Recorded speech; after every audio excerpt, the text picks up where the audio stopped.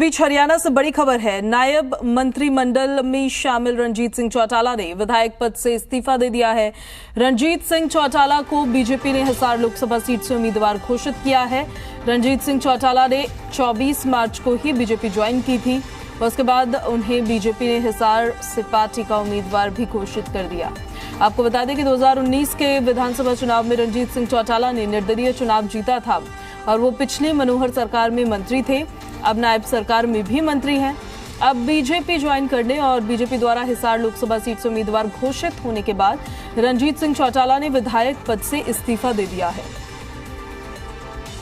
इस खबर पर ज्यादा जानकारी के साथ विजय राणा, जी मीडिया संवाददाता, हमारे साथ फोन लाइन पर कनेक्टेड हैं। ज्यादा जानकारी आपको देंगे। विजय, रणजीत सिंह चौटाला के इस्तीफे से जुड़ी और क्या जानकारी? देखिए, क्योंकि पहले वो निर्दलीय विधायक थे, हालांकि सरकार में मंत्री थे, सरकार को समर्थन उन्होंने दिया हुआ था, और लेकिन वो निर्दलीय विधायक थे। तो अब उन्होंने जो है आधिकारिक तौर पर भाजपा को ज्वाइन कर लिया है, भाजपा में शामिल हो गए हैं। उसके बाद उन्हें हिसार लोकसभा से भाजपा के टिकट भी दे दिया गया है।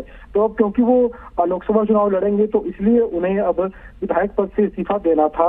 नियमों के अनुसार एक व्यक्ति किसी पद पर रहते हुए दूसरे पद के लिए चुनाव नहीं लड़ सकता, तो इसलिए उन्होंने अपने विधायक पद से इस्तीफा दे दिया है। और ये जो उनका इस्तीफा था ये स्पीकर की ओर से स्वीकार भी कर लिया गया है। तो अब वो लोकसभा चुनाव की तैयारी में लगेंगे, लोकसभा चुनाव की तैयारी करेंगे और भाजपा की ओर से उन्हें टिकट दिया गया है। और ये पहले से ही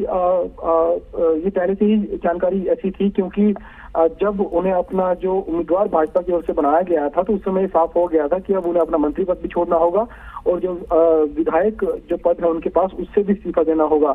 तो अब जो अगली जो बात है वो यही है कि वो अपना जो नामांकन है वो भरेंगे लोकसभा चुनाव को लेकर हरियाणा से, हिसार से।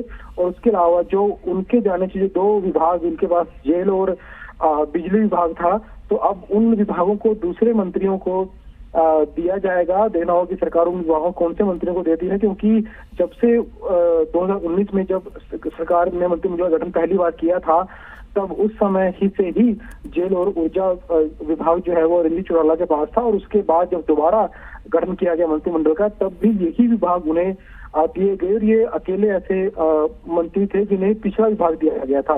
तो अब ये 2 विभाग खाली हो गए हैं उनके इस्तीफे के बाद। तो अब देखना होगा कि ये विभाग किसे दिए जाते हैं। और इसके अलावा रानिया सीट से वो विधायक थे, तो वो जो विधानसभा क्षेत्र है वो भी अब वहां पर खाली हो गया है। तो अब देखना होगा कि वहां पर अगले जो विधानसभा चुनाव होने हैं अक्टूबर में, तो उससे पहले वहां पर उपचुनाव करवाए जाते हैं नहीं, इसका फैसला भी किया जाएगा और बाकी जो विभाग हैं उनके वो भी दिए जाएंगे। जी बिल्कुल। हिसार लोकसभा सीट पर भारतीय जनता पार्टी ने नया चेहरा अब उतारा है। हालांकि कांग्रेस की तरफ से कैंडिडेट का ऐलान नहीं किया गया है, लेकिन ये जो क्षेत्र है यहाँ पर किस तरह का माहौल नजर आता है? देखिए, यहाँ इस सीट से पहले क्योंकि चौटाला परिवार के दूसरे लोग भी यहाँ पर चुनाव लड़ते हुए देखे जा सकते हैं। इन्होंने घोषणा की है कि सुनैना चौटाला वहां से चुनाव लड़ सकती हैं और सुनैना चौटाला जो है वो भी चौटाला परिवार से आती हैं। रणजीत सिंह चौटाला के भाई प्रताप सिंह के बेटे की पत्नी है सुनैना चौटाला, और इन्होंने से वो वहां पर चुनाव लड़ेंगी। और इसके अलावा अगर जेजेपी चुनाव लड़ती है तो हो सकता है तब भी दुष्यंत या दिग्विजय या नैना चौटाला कोई वहां से उम्मीदवार हो सकता है। अगर जेजेपी वहां चुनाव लड़ती है तो हो सकता है वहां से भी कोई चौटाला परिवार से खड़ा हो सकता है। यानी 3 उम्मीदवार हमें वहां से देखने को मिल सकते हैं कि एक ही परिवार से 3 उम्मीदवार अलग अलग पार्टी से वहां पर चुनाव लड़ रहे हैं।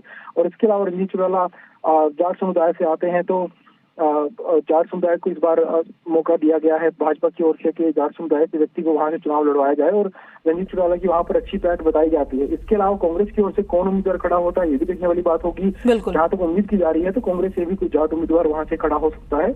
और इसके अलावा अब देखना हो कि जेजेपी की ओर से कौन वहां पर आता है। जेजेपी से भी परिवार से कोई आता है तो हो सकता है कि एक ही परिवार के 3 लोग वहां से हमें चुनाव लड़ते दिखाई देंगे। जी ठीक है, बहुत शुक्रिया आपका विजय इन सारी जानकारियों के लिए।